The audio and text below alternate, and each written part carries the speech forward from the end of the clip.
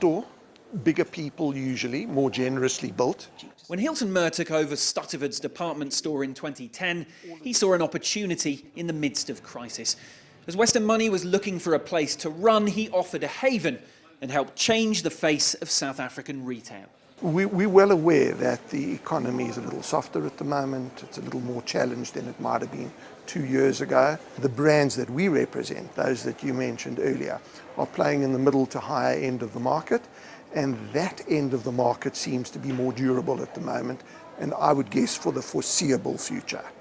Gap, Levi's, Ted Baker have all come in.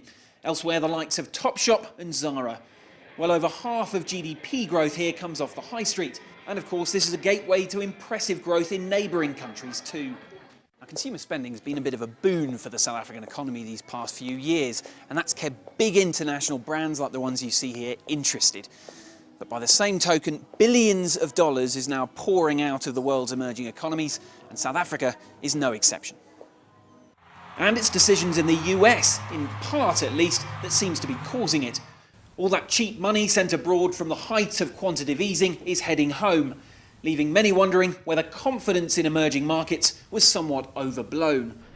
Though analysts say it's no worse here so far than elsewhere. The rand has fallen no more than many of those other emerging market currencies of countries who are running big current account deficits. The Indian rupee, the Australian dollar, and the Brazilian real have actually depreciated by even more than the rand against the dollar. But that could change. In some key sectors here, labour relations are dire.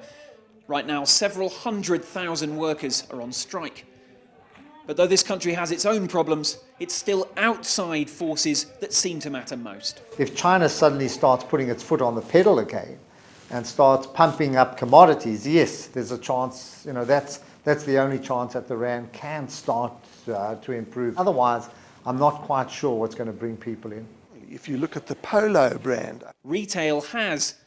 That may not be enough. Guy Henderson, CCTV, Johannesburg.